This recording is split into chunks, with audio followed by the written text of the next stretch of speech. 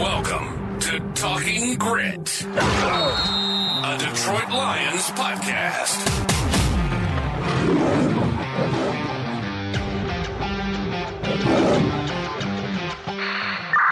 Talking Grit is brought to you by the Monroe County Reporters, Monroe's top news source for police, fire, and community events. Post 3 at Depot Street. Truck boy at request.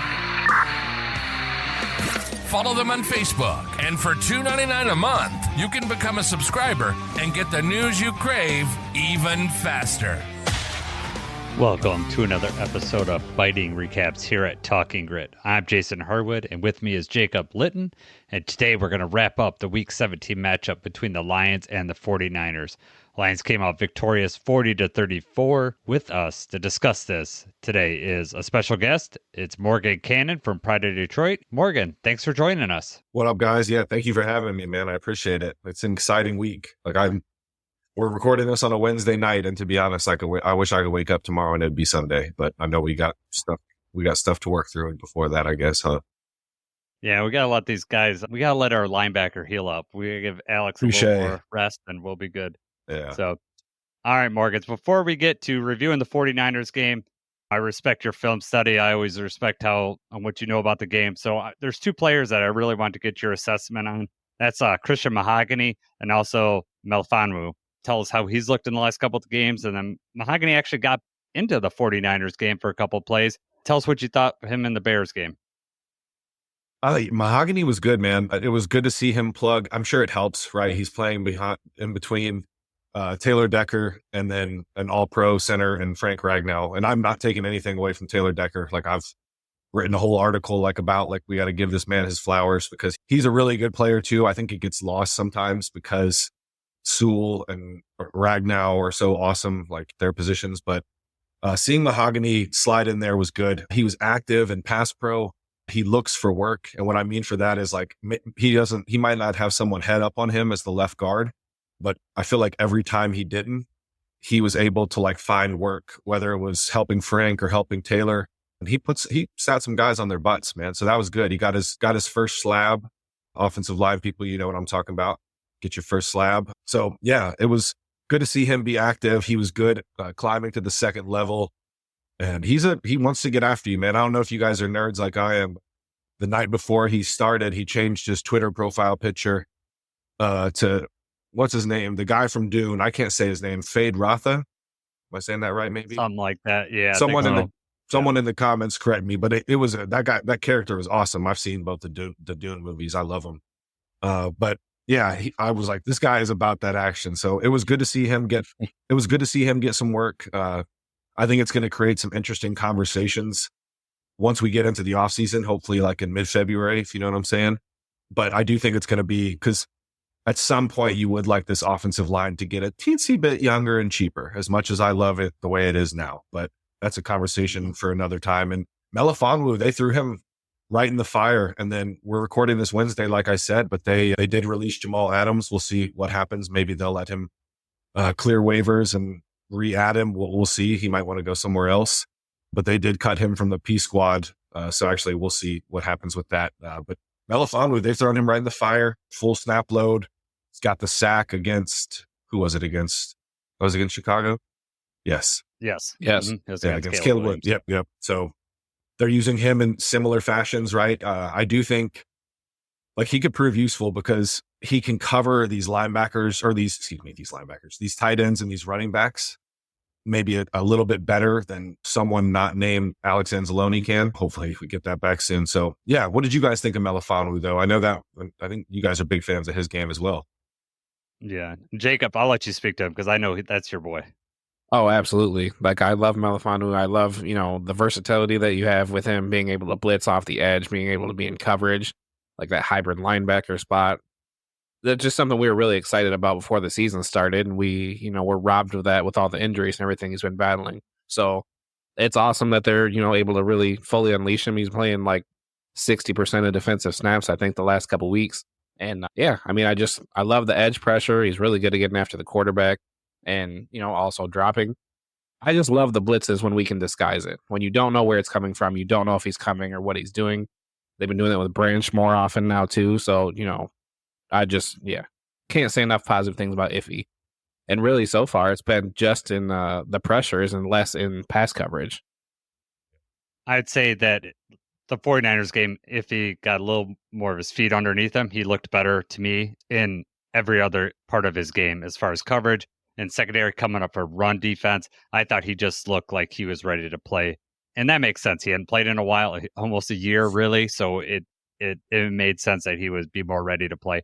I'm with Jacob, though. It's like the perfect time to get Iffy back because we were wondering at the beginning, see how are they going to play this? Where are they going to play all these people? With the injuries at linebacker, they've kind of freed up, and also with Carlton Davis going out, moving a Meek to the outside, who's played really well. You got Branch, who could play the nickel, or Iffy, however you want to do it. But that helps what Jacob said, disguise where you're coming from because you can line those guys up wherever. So to me, it's a perfect time to get him back. He's only going to get better as long as we stay healthy. He's got to just get his second wind underneath him and be able to be in more football shape. And we'll be ready for playoff football. And hopefully he's got a 2-week break after this weekend. So, yes, sir. He looked really good. And it's just another chess piece for Aaron Glenn, right? Because that's what I love about this coaching staff. One of the many things, right? They're so matchup oriented. So depending on who they Iffy might be a better matchup for X player than Brian Branch. So in that week, Iffy might play a ton of big nickel in their nickel packages, and personnel. So I think it's just another chess piece. So like you said, Jason, the longer he plays, the more he's going to get in shape and everything will even out. Yep. Yeah. It's perfect timing with the injuries to getting him back. So I'm really happy. And I also like Iffy as a player. I think he fits the mold. I just wish he wasn't as injured as often as he is.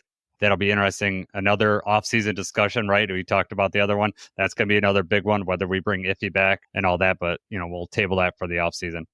I do want to talk to you, both of you, because I saw the post-game celebration with Dan Campbell. What he said to the guys, it really resonated for me as a dad, and I'll explain that a little bit. But I'm just wondering what your guys' thought about what he said after the game. And I'm talking about him just being really proud of the guys. And it was a very subdued, I thought, post-game, but very, emotionally aware conversation. So I'm going to start with you, Jacob, and then we'll move to you, Morgan. What did you think about that post-game celebration? And we're going to go and compare it to the Vikings celebration after they beat the Packers. Contrasting celebrations, right? So Jacob, why don't you hit up first? You can give us your thoughts on that. And then Morgan, we'll get to your thoughts. Sounds good. I mean, every time you hear Dan Campbell talk, it's just that's somebody that you want to play for, right? And you want to give your all for everything that he's got. That he, cares about his players. He cares about this team. And, for everything to be able to come to fruition, especially, we had the whole thing where do we play our starters? Do we not? Does it mean anything? And, of course it does. You want to win the game, especially how everything happened. I can't even find the right words. Just, I'll just say it was another positive interaction from Dan Campbell. No, I feel you though, Jacob, because same thing for me, right? We'll get to the Vikings bit, and I'm not trying to be a hater. They've played really well this year. Sam Darnold has really impressed me the last several weeks here. But I think Dan Campbell gets painted as this meathead man outside of Detroit, people who don't really pay attention to what he is and how he conducts himself. But the way I look at it is, man, Dan Campbell would be a great manager, executive chef, whatever he put his mind to, he'd be a leader in that space. You know what I'm saying? Military, just grocery store manager, you know what I'm saying? He has that about him. And so much of that, like y'all said, is the emotional intelligence, right? Where it was kind of subdued, like you said, Jason, but at the same time, he's about to cry. The man cries a lot. And I got no qualms with that. So I cry when I get real happy, or if I'm upset, I don't have any problems with that. So it's just another, like you said, Jacob, another check in the box is Dan Campbell's just being an awesome leader of men. And I hope he's here in Detroit as long as he wants to and retires. It's just, we got so lucky, man. I was thinking about that when I wanted Robert Saleh during that hiring class. I don't know about you guys, Dearborn native. And I was happy with Dan. I was in on that train for sure. Yeah. I got on board with Dan. He got hired and I was like, okay, this guy seems awesome. Never in a million years did I think we hit on this combination of Bill Parcells, Jimmy Johnson, he's this blend of all these awesome leaders, man. And I'm thankful. That's why I think everyone's like, oh, the wheel's going to fall off when everyone got hurt. I'm like, we still got all these good players, man. And we got Dan Campbell. Like, we're going to be smooth. Yeah. So he just said he was proud of his guys. And when I took from that was that, and he also said, we know what this game was. And he was alluding to the fact that what was on the line for this game. As far as like standings, nothing. But in that locker room, and for the guys that went through the losing in the NFC Championship, it meant everything for them. Sure. And so he knew that. And so how a lot of things in football could be grandiose or whatever, and it's hard to relate to any of that stuff. I'm not a professional athlete. I can't relate to running 22 miles an hour. But what I can relate to is Dan Campbell talking to his team like he's their dad. Like it was my sons. Like I try to teach my sons how to act right in the world. And when I see them act right, like outside of my jurisdiction where I'm not right there, and I could be super proud of them, that's the way I think that he felt right then. That he saw, okay, I've got this team. I've talked to them how I want to play. They didn't take the game off because they could have taken the game off. And no, they played their hearts out. And also, let's be clear, there was no injuries that we are aware of. Like, so we don't have to go down that avenue because that would have totally changed the narrative of the game had that happened. Sure. But that's the way I relate to it. And I think that's why people connect with Dan Campbell, even if they're aware of how they relate to him. But that's what it is. You emotionally are invested in this guy, and his team is, and his fans are. And that's what's generating all this interest and just how it's different from how it's ever been here. And that's the Dan 100%. Campbell effect. So let's contrast this to the champagne throwing, getting Sam Darnold on the shoulder, celebration with the Vikings. I'm with you, Morgan. Let's knock that. Let's not knock the Vikings because I'm not in that locker room. I don't know what was talked about ahead of time. I don't know that. But from the outside looking in, you got guys celebrating that haven't done anything yet. They haven't clinched their division. They haven't got the number 1 seed. You looked at our locker room, very calm. They know what's ahead of them.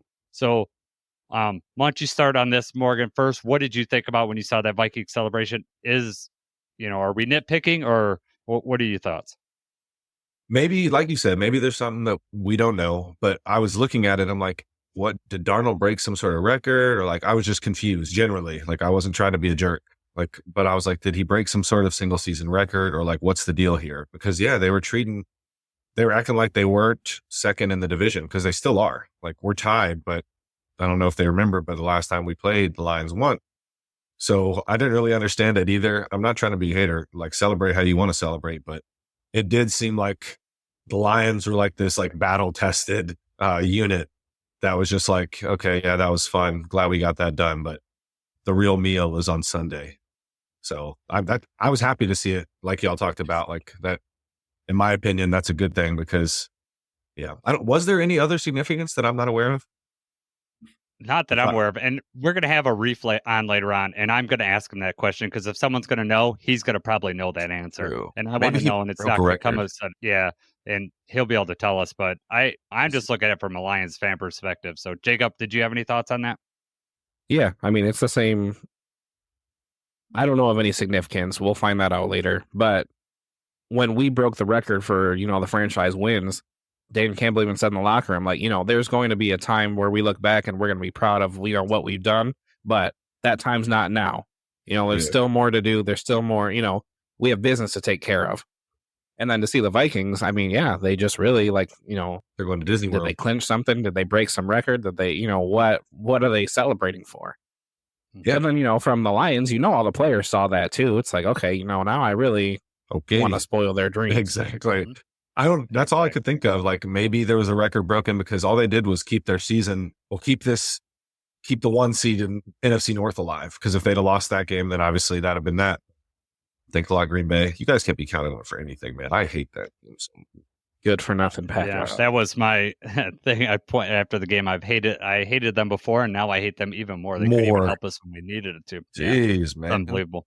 Yeah, it's not like it's been a long time since the Vikings beat the Packers, or that they have some sort of monkey to get off their back or whatever. I mean, they've been back and forth. There's not as much history there, I guess. So, when was the last time Minnesota lost?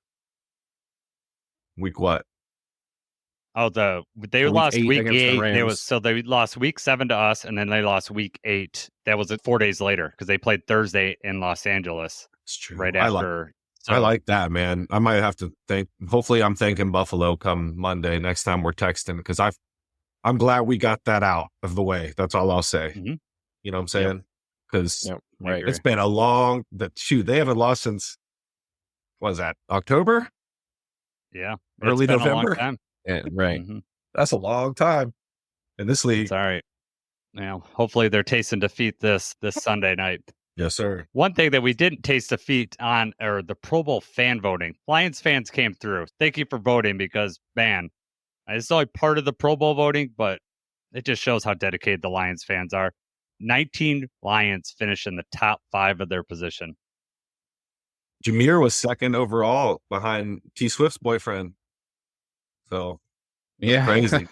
Because I know, like, she's getting, not she, but her fans, I've from what I'm aware of, are crazy. Like, they've been voting for him like crazy. So people must love We should have Jahmyr. We should have had Eminem just tweeting out this, and then we would have destroyed For it. real. Every That's true. position, been number one in everyone. But let's not get it twisted. A lot of the Lions deserve this voting. It isn't just Lions fans coming out and putting someone in a position that they don't deserve.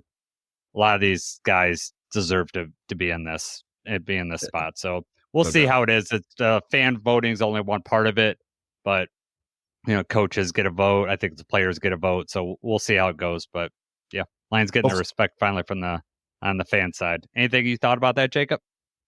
No, I mean, I just thought it was cool. I followed each one of the updates. I wasn't necessarily voting like every day or anything like that, but I was following the updates, and I saw, the Lions were doing pretty well.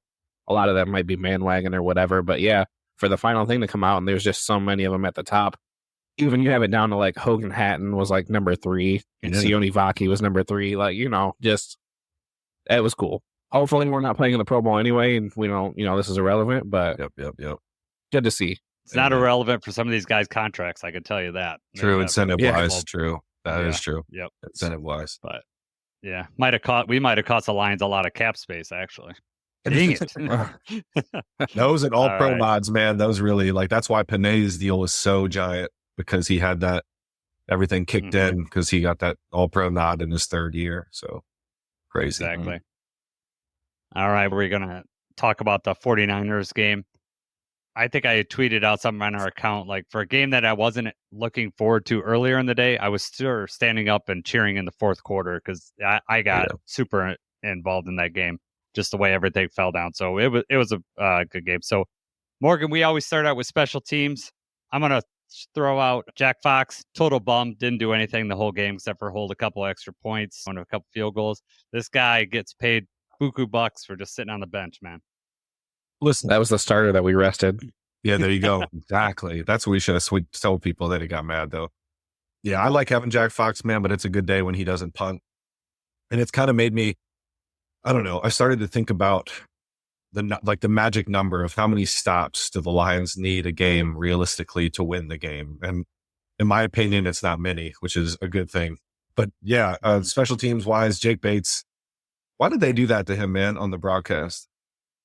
Dude, I caught Jacob looking at it on his phone multiple times the last couple of days. I'm like, get back to work, Jacob. And he's like, oh, we just share the same name. And it's like, I get confused. But no, he's That's funny. Yeah, get back to work, Jacob. Nice. Yeah. Jason's the one making the memes. Yeah, man. Yeah. He was trying to, I know what he was doing. He's rolling out that hip flexor on like a softball or whatever, because I've been there and done that back in the day. But yeah, I don't know why they put that man on blast like that. But it was good to see him. I trust that. I trust him now, man. I'm pretty anti-kicker.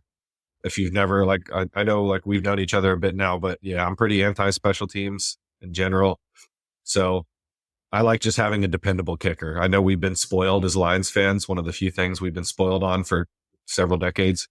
But it'd be nice if this kid was just like the second coming of Jason Hansen with like a little more juice, huh? That'd be pretty. Yeah. He hit that 57-yarder with ease. With room to spare. And yeah. Yeah. I think he would have hit that one against the Bears if we didn't. Which was that? Yeah, we had the false start. We had to drop it back. I think he'd have hit the first one, but then he pulled it a little left on the 65-yarder. I know, crazy. Crazy. Before we get off special teams, I was not impressed with the kick return coverage. I thought we let Debo get too much room back there, which I found surprising. So it's something to think about. Usually we go for the touchback, but yeah, I wasn't very happy with the kick return coverage.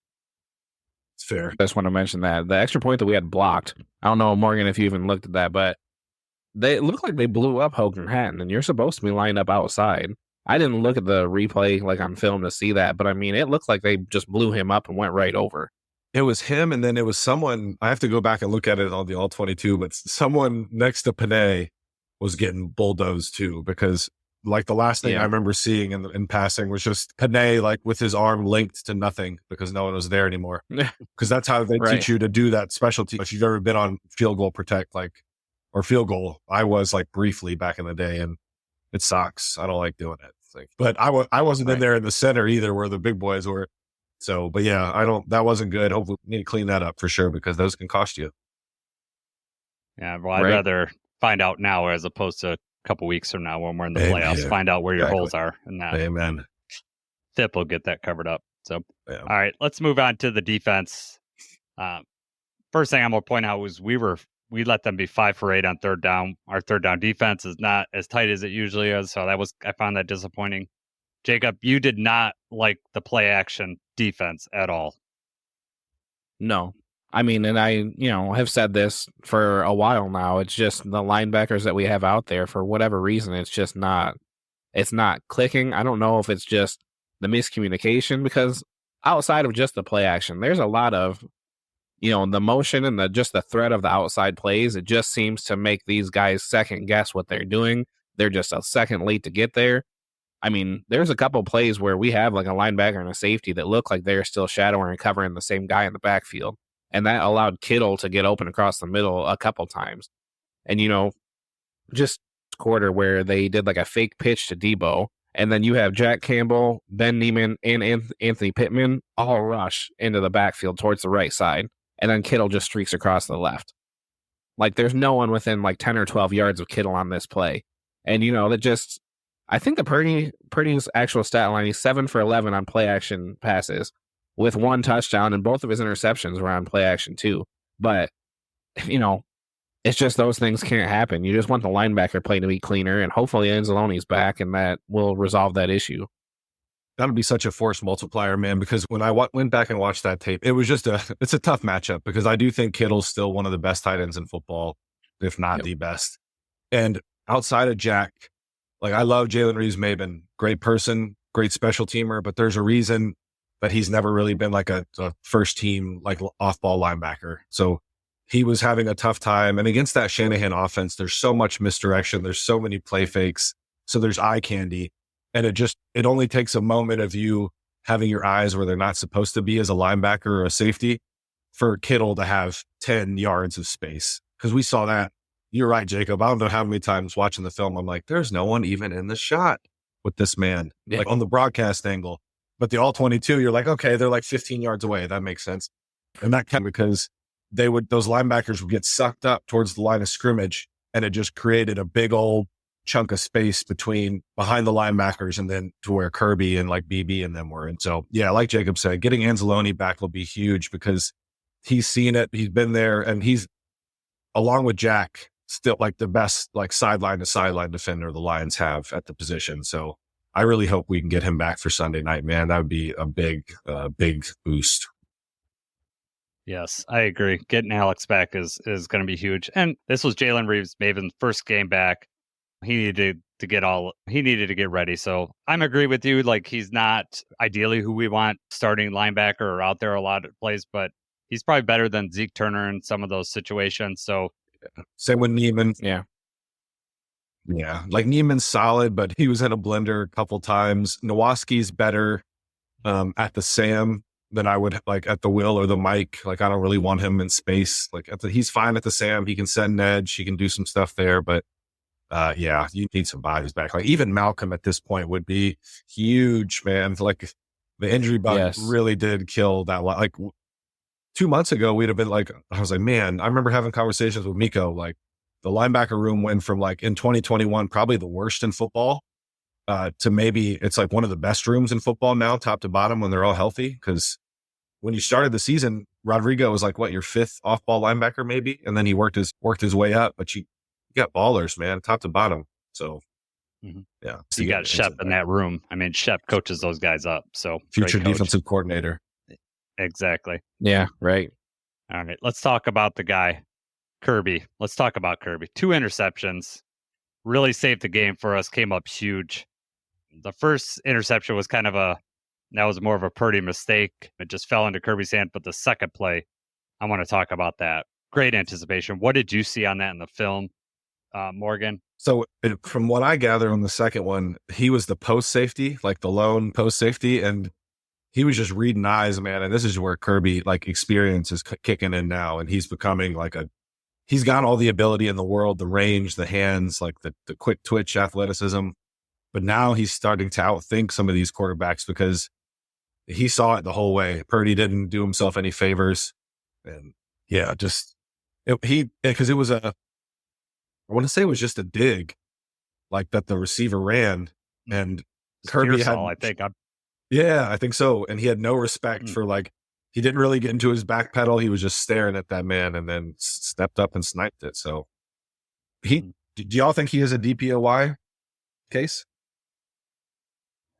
You're leading the league. I mean, I think he just had a dry period in the middle. There wasn't a really outstanding defensive player this year either, because the sack numbers are generally down that I've seen. Yeah, I don't think anyone has 18. Yeah, I don't think anyone has 18 or 19 buckets right now. I think it's the most might be 14, if I want to say. Is that Van Ginkel? It might be, yeah. Something like that. It's not the year of, there's no Myles Garrett. I do agree with you. I think it would have been Hutch had he stayed on even, close to what he was doing. Yeah. He'd have walked away with this award, man.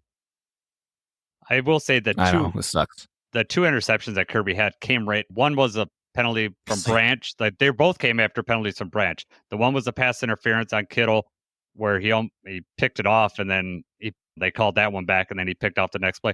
The next one was Branch. You got that personal foul penalty where he tussled with the receiver. Yeah, just kind of pushed him over, and then Kirby bailed him out. So Branch had 2 penalties. I get it on the first one. Kittle had him beat, and he didn't need to do what he did because he would have been overthrown. But Kirby really, they were getting momentum. They had just gotten first downs on big penalties, and Kirby just came up huge. He is, man. He's becoming he's a leader back there. Even stepping up for Terrion, I'm not mad at that penalty. Juwan Jennings is doing too much, trying to big dog the little rookie, and Kirby wasn't having that. I thought that was good too. I know they were offsetting fouls. That still cost them the down though. Did you? Yeah. It was afterwards. They still count because it was after the play. I mean, honestly, if Kirby could have held up, I'm not saying if he'd have held up, they would have put him back. Way back, but at the 17, they would have been second or third and goal, which would have given us a huge advantage. Basically stole 4 points from him there. But like you said, I mean, Jennings was on his throat. Yeah, what are you doing, on man? Terryon's throat. Yeah. I don't get it. And then they talked for a long time afterwards, and I was thinking, are they going to think about throwing Kirby out here? Because that's what I thought they were thinking. They talked for a while. That'd have been ridiculous. Oh, yeah. Well, that's back to Kirby's reputation and everything as a dirty player, however they want to paint that. I'm glad so many people... Terrion kind of hip-tossed Jennings, and then Jennings kind of just took it too far when they were on the ground. Mm-hmm. Did you see Terrion smack him when he was in the stand, though, too? Gave him a little... Yeah, that was good. Right. Someone filmed it. That's when your little brother, your big brother beats up someone for you, and then he's a little brother, and he's like, yeah, take that. Yeah, boom. That's why I was happy. That was funny. I was happy to see that. Yeah. So just go back on your defensive player of the year, Kirby. Let's dig into that a little bit. To some of the stats, the next gen stats on it are pretty interesting. When they're throwing his direction, the quarterback rating is 25.4 passer rating when he's been targeted, the lowest in the league and the 6th lowest by any player in a season since 2016. He is allowed just 4.4 yards per target this season, 4th fewest in the NFL. So he's doing it, and he's leading the league in interceptions, right? I mean, he's doing it all. Yeah, I hate the dirty narrative, man. It was good to see people come to his defense this last, I don't know what game it was, but it was it might have been Andrew Whitworth, a couple players Richard Sherman. They're what do you want him to do? This is a tight end in the open field. What are you talking about? I do think it was just unfortunate stuff last. Like he went low, but you don't want him to go high. The thing people don't realize about Kirby, because he plays safety, that's a big kid. Like he's like 6'1", probably like 215, 220. He's got big old hands, man. That's why he catches that ball so easy. But yeah, Kirby is not a dirty player. He's a great kid. Like I think he's going to get paid now. Like just chalk that up. Yeah. Another one the Lions are going to have to figure out. They're going to pay him. You're not going to let him walk away. That's one of the best safeties in football. And you keep him and Branch together, and my goodness, man. So yeah, I think he has a candidate just because, like you guys talked about, there's no like slam dunk like edge rusher this year. So I think you at least got to talk about it. Yeah, he's in the conversation. It's just going to be hard to give a safety defensive player of the year, but you need somewhere where there isn't a big sack leader, because it's always going to be an edge rusher that's going to be, or a linebacker that somehow gets a ton of sacks and's on the field. Like Branch, we're hoping turns into a player of the year candidate in a few years, just the player that just makes plays all over the place. Speaking of Branch, that sack that he had, the blindside sack, that was a thing of beauty. That was Aaron Glenn calling a perfect play at a perfect time. He's so good at getting Branch and Melifonwu like as like a free runner off the edge, because if I could pick two players that like be free runners, because that's not an easy play to make if the quarterback's mobile, it would always be Iffy and BB, man. Like Jacob said early on, like I love when AG you get in those third and obvious passing situations and you can just turn them loose. Absolutely. Yep. And that sack that he got was on, they were in a hurry up offense. So they were like rushing to the line and they're trying to get set. Brock Purdy doesn't even really have a whole lot of time to just, not that he would have been able to tell it was coming anyway, but he doesn't have enough time to read everything. They line up. Branch just lines up where he normally does and just, takes off. He never saw it coming. And that's actually the play where Brock Purdy got hurt too. Yep. Yeah, you're right. Yeah, and then Dobbs comes in, and defense, I know the first half the broadcast just went on and on about this defense ad nauseum. I saw your tweet about Troy Aikman, Morgan. You were not happy about him. It was just going back to that. It's a tired narrative by now. They're hurt on defense, but getting Anzalone back to me is going to make all the difference. Yeah. If you look at when our defensive stats really started to go down, it coincides really well with both Malcolm and when Anzalone went out. And I think it's on the defense. So when you get him back, not that it's just going to go right back up, but it's going to be definitely another tool that we need in the toolbox. I think it's a force multiplier. Like it'll make Jack's life a little easier, because Jack was he's still playing really well, but I feel like when Anzalone was on the field, we saw even more of Campbell, because he just a little less on his plate, probably like on a down to down basis. So I think, like you said, like getting him back will be big, man. It'd be nice at least he like his window was open today, because I'd love to have him back for the Minnesota game, but ultimately, like, got to have him back for whenever we end up playing in the playoffs, hopefully the divisional round first. Yep. Absolutely. Anything else you want to talk about in the defense, Jacob? Yeah, just somebody else I want to shout out is Amik Robertson. I mean, I know you said earlier, but, he had a really good game. He only allowed 2 catches all day, and, he had a really nice pass breakup, too. Had that punch out on Jennings late in the first half that kept the clock going. So, just that's what we wanted anyway, was that Amik was going to be pushed outside. We did not want Vildor to be trusted on the outside of the defense. And that's just showing that Amik was definitely the right choice. And, really good to have him on the team. I love that kid, man. I like the way he plays. He's mean. He has like an edge to him. He's always trying to punch that ball out. I don't know if y'all noticed that. Like whenever he arrives at the pile, my fiance laughs every time. She's like, "There's a meat trying to punch somebody again." Yeah, he's trying to get that ball out, man. He balls up his fist and that peanut Tillman. So no, I'm right there with you, Jacob. I'm happy. He's under contract next year too. So that's someone I'm excited to have back in the Honolulu Blue. Yeah, the fact that if you go back to the offseason, they didn't think they were going to get Amik and Carlton Davis, because they thought as soon as they got Carlton, Amik would say, "No, I'll go somewhere else." But Amik was basically like, "We going to do this still?" And that just these things happen. He was on field for nickel, and now he's over on the outside. And it's a darn good thing we signed him, because we could be a lot worse for wear if we didn't have him. I almost Morgan. Oh, go ahead. No, that's fine. Go ahead. Oh, I know they'll talk about it with the Reef, but part of me is like, would he be better off? Sorry, there's some stuff going on here on my neck of the woods, but would he be better off against Jefferson on Sunday? Something that's crossed my mind. Like, I love Terrion. I think he's playing really well, but Amik's a vet. He played against Justin in high school because they're both from Louisiana, like that part of Louisiana. So that crossed my mind. I was like, man, that might be something they kick around. Yeah, that's it. Interesting take. I like Amik, man. I know he's shorter, but it's a dog. He is a dog. Right. He's a Detroit Lion, man. He's a gritty guy. I love Yeah. him. Not scared of It's anything. not the either. size of the dog in the fight. It's the size of the fight in the dog. Like that prototypical corner. Like that's probably why Aaron Glenn, I bet you Aaron Glenn loves him some Amik Robertson, man. You know what I'm saying? Just because of the way he plays the game. He's not a big guy, but not scared of anything. Not going to take anything. Like, man, yeah, I'm right there with you. I'm a big Amik Robertson fan for sure. Yeah. All right, let's move on to the offense. Where you want to start with, Jacob? Yeah, I mean, we already knew with all the injuries and everything on defense that we were going to have to outscore some of these teams, and that was kind of this game. You know, Morgan said earlier, like, how many stops do we need to get? How many, you know, like, realistically, and we only got 3 drives in the first half. We had 2 touchdowns, then we had that 4th down try, from inside their 10-yard line that we didn't get. And then the second half, we put points on the board every drive. So, I mean, the offense was on fire, which it really, when it's firing on all cylinders, it's the best offense in the NFL, right? Another great game from Jared Goff, 26 of 34, 303 yards, 3 touchdowns. The lateral play, you want to talk about that? Man, just dude, it's how not many of even those a can we quick pull play off? anymore. It just It's keeps not even a working. quick Right. play, right? It's just that's part of the game offense. plan. Yeah, and They layer it so well, hard man. it's so hard to defend. So hard to defend because everyone's running one way and then they go the other way, and they're going to do something off that at some point. A double flip or just fake the flip, and then if it's not tight coverage, they fake the flip. Everyone sees it coming. It's going to happen. They got something built off that. I mean, Ben Johnson's too good to not have something built off that. But Sam Laporta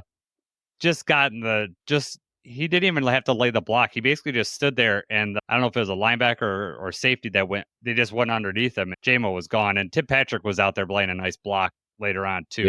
Yeah, it was just sometimes you don't need to block, so you just need to stand in the guy's way. And once that safety took the wrong direction, Jamo was gone. Yeah, right. The rear view mirror, man. I think y'all are completely right, man. Like the offense, it's been one of the best, if not the best in football. But for a little bit now, I've said if they were going to really like crank things up to another level, if Jameson became like a 1B, and in my opinion, he is now, man. Like every catch, I feel like he got a lot of separation. Like the digs he runs now, I'm like, oh, he's all by himself. Okay, that's nice. And then he caught the one, and instead of knifing, because that's what you get taught as a receiver, you catch the ball, you get north-south, you knife. But if you're Jameson Williams, sometimes you can be like, let me see if I can dip a little bit and try to turn this corner. And he does. And those are drive-making plays, man. He'll make some of those catches where he turns like a 12-yard drag into like a 30-yard, like where he steps out of bounds. And I'm like, oh, we're almost in field goal range. Cool. And that's why the offense is getting so good. And then Sam was awesome. Laporta, another surgical game. And I can't say enough about Goff. Justin Rogers of the Detroit Football Network. I'm sure a lot of y'all listening to this are familiar, but I was listening to his pod for a second, and he made I'm not even a baseball guy. My brothers were, but he was like, Jared Goff's like a Greg Maddux. And I was like, man, that is a comparison. Like Hall of Fame pitcher, didn't have overpowering stuff or anything, but surgical and like was smart with the ball because like y'all said, man, Jared was playing so well. Like, and I'm so happy because it does, like Jacob said, it does look like we're going to have to score some points here if we're going to make a run through February. Yeah. The thing that is, we talked Jacob and I during the offseason talked like, did we see the ceiling of Jared Goff last year? Because he played really well, and that was one of his best seasons, if not his best. He's outplayed that way. He's grown so much as a quarterback. He's accurate. He has actually been able to throw the outside ball a lot better this year, and his escapability or his movement in the pocket is he's adjusted just enough. I mean, outside of that terrible sack that he took to kick that field goal out to a 57-yarder, that was probably one of his worst plays this year as far as like getting sacked. Yeah. But the Sam Laporta touchdown, he put it in a perfect spot. The linebacker just moved just enough of the way. He's able, and then on the 2-point conversion, he was able to move out of the pocket and just enough time to find Tim Patrick wide open. he's creating some lanes by moving around. And he's surgical. And I love I didn't hear that from Justin Rogers, but that makes total sense. A guy that you're just like, it's like one of those guys that you would see in the bullpen if you're in baseball and be like, okay, this guy's all right. But then you get in the game and he makes winning plays. Yeah, exactly. I can't get a hit off this guy. If you're on the other team, you're like, what is wrong with me? And I think that Jared Goff had that reputation, and that only plays into what people feel about Jared Goff is that he was a Sean McVay product, and then Sean McVay threw him away, and then now he's a Ben Johnson product. This is a combo thing, and if you're not watching and you're just looking at stats, Jared Goff is one thing, but you and I, or you guys, we watch the games, right? When we need a big time play, Jared Goff delivers, and there's been plenty of fourth down plays that he has delivered, and those count extra in my book. Right? Yeah. Tight window throws, man. Like even it's a small play, excuse me, but like when he gets through his progressions really quickly, and that one that the swing pass he hit Craig on, that Craig turned into like 20. That couldn't have been that's a tough throw for people to make. Like it looks easy, but he's under duress. He gets it out. Boom. It's right in. Like Craig doesn't even have to break stride. It's right chest level, and he's able to squeak by somebody. And it's actually because that was a third down, was it not? Yes, I want to say, yeah. And like that's a big conversion, man. Like he makes winning plays, like you talked about the movement in the pocket, just being on time. He's on time all the time. Throws with anticipation. You mentioned throwing outside the hashes, like towards the boundary. That takes trust with your guys. And that's why I keep thinking about the Jameson thing too, man, because he trusts J-Mo in those spots now. He didn't used to. J-Mo had to be really open for him to get the ball. But now he's like, okay, I trust you. Here it comes. And J-Mo's earned that. I mean, he has caught some stuff in traffic and held onto the ball. So the hands narrative, to me, that's gone. The tracking the ball narrative, wasn't easy. The dart he caught against Chicago that wasn't easy. Yes. He had to try. Yeah. And that was on a rope too. Shout out to Goff. Yeah, right. That was on a rope, dude. He was like, I'll show you, civilian. Yeah. Check this out. Oh, like 57 yards on a freaking frozen rope, dude. Like, yeah, that's exactly outside. Right. It was a literal frozen rope too, because it was outside, right? Let's talk about Gibby. Let's talk about Gibby, man. We've needed him to come through with Demo being down, and boy, has he come through. 18 carries for 117 yards. He had that 30-yard touchdown run, making it look easy. 4 receptions for 46 yards. Morgan, what more can we say about this guy? What is he, like 1,700 yards from scrimmage, like 70-plus yards from scrimmage in each game, like the only person to do that this year. And it's the little things he does as a complete back now. Like, this is going to make me sound like a grandpa, but there was, I want to say it was a third down again, and one player I like from San Francisco, my God, man, that Malik Mustafa, number 6, the kid from Wake Forest. Yeah. He hits people like someone kicked his dog. Like, he is mad. Like, he caught St. Brown one time. I was like, ooh, that looked like it hurt. And then he came off the edge, untouched, free rushed. And Jahmyr had to step up and pick him up. And he did. And Goff completed it. But that's how Jahmyr got that big old cut on his face. Did you see that? I don't know how the heck that happened. But that was from that. I was like, ooh. Because Jahmyr's tough. Like, he way tougher than people give him credit for. He's powerfully built too. But like I said, Mustafa gets in there like he wants to hurt you. So he does little plays like the Jahmyr make now have made me just love him even more, because that's another person you can make. You can make an argument he's the best back in football right now. So. Yeah, Barkley's going to hold that, especially with his rushing thing. But I love me some Gibbs, and this town's not too big enough for 2 Gibbies, right? We got Kirk Gibson and we got Gibbs. We're generations, different sports, but yeah. Also, Jacob, I'm gonna make you sad here. Moody missed a field goal. I know that bugs you. So bad. I said, listen, I'm a Michigan fan. I'm a Michigan man, so it pains me when he misses the field goals. Not when he's playing the Lions. Yeah. It was like, all right, yes, let's go. And the one was 58 yards. It's pretty far away, but he had the leg on it and he just missed the kick. Yep. And then, he misses the extra point towards the end. The onside kick was just so bad. It was like he looked like, just cut me, just get me out of here. I want to go home. he just boots the ball right out of the, like, it didn't take the hop that onside kicks are supposed to take. It was just really, really bad. No. And I feel bad for him, but, Looked like one of us kicked you on. we benefited. Yeah, the reason I bring that up is because right after he missed that field goal, Gibbs, we got the ball, so like we have momentum. Gibbs gets it and then runs backwards, and he's about to lose 20 yards, but then he runs all the way across the field to get a 3-yard gain. No. I haven't seen him more exciting 3-yard run since the Barry Sanders days, because he would do that all the time, like look like he was dead to rights and then get a 3-yard gain. But it was a 3-yard gain, but it was more like a 15-yard gain because that would have changed that drive drastically. Yeah, Our boy Goff was right out there. I mean, he was just got in the way. way. Got in the way. It's like, don't get hurt. Don't get hurt, Goff. Let's talk about the other runner, though. Craig Reynolds, right? I know that he's not Demo. I get that.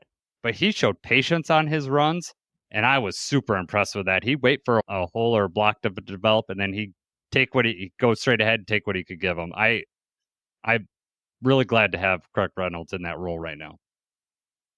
Yeah. Craig's been in the game for a while. He's not new at this. He just, he's a lion, man. He's just got the right attitude and everything. And he's just, he's ready to step up when that opportunity comes, and he's making the most out of it right now. Obviously not as impactful as David Montgomery is, but, that's as expected. But, he played really well. 7 carries, 30 yards. Morgan said he had a couple of big catches. So, that's a true traditional, instead of being a 1A and 1B, like when Montgomery and Gibbs are playing, now you have Gibbs, being the every down back. Reynolds is coming in kind of the change of pace. I think most of the work he got was after Gibbs got cut. He got cut and was out for a little bit just while they were putting the Band-Aid on. Goff said he looked like Nelly.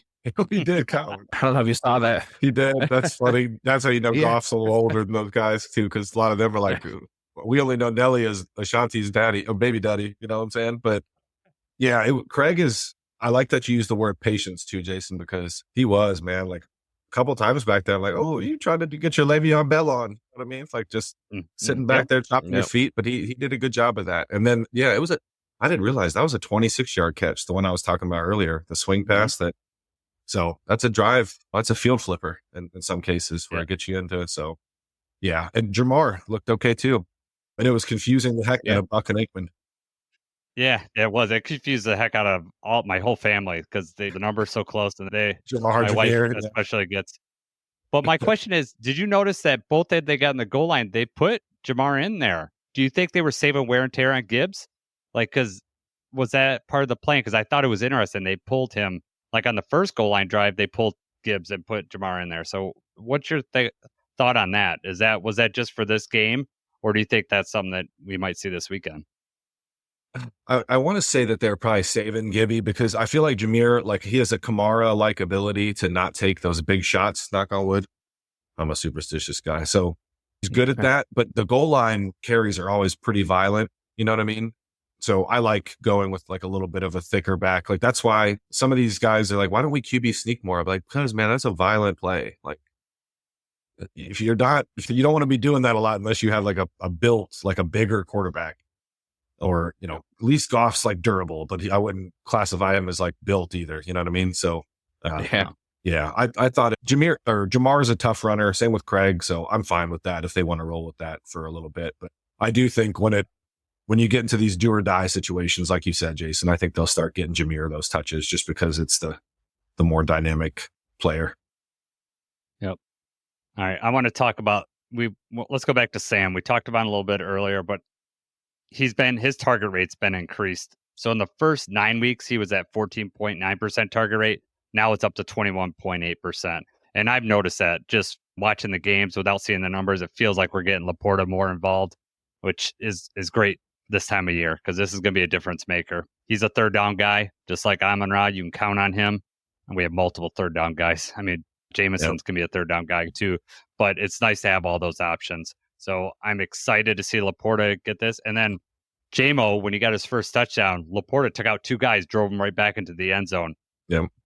That was great blocking. So, yeah, I'm loving to see the development on Laporta this late in the season. Yeah. I think some people were getting a little down on Sam. Like in the middle of the season, he was dinged up. And then like the emergence of Jameson and Jahmyr going so crazy. There's only so many touches to go around. So like you said, Jason, I think it's going to be huge to have everybody, like, all hands on deck, because the Lions are they're just so hard to defend. Back to that little like thing that Brady went on earlier in the season about how they just do everything from like an offensive, like a scheme standpoint. So it's just tough to defend. Mm-hmm. Yep. All right. So we're going to need this offense to keep going for us to win games. I feel like you said, it's like 2 or 3 stops a game. That's what the defense needs to get. Either a turnover, stop them on third down, whatever, and a half situations. We just steal a couple of possessions and just let our offense roll because they're hard to stop. Yep. Try to hold the field goals here and there, that kind of thing. Yep. We're going to need to do a better job in the red zone than we did during the San Francisco game on defense moving forward. And getting Anzalone is going to be important down in that space too. Mm-hmm. All right. Well, let's wrap up going over our grit guarantees. Jacob, going with the Laporta thing here. You thought he's going to have 5 or more catches. You hit it. He's had 6 catches.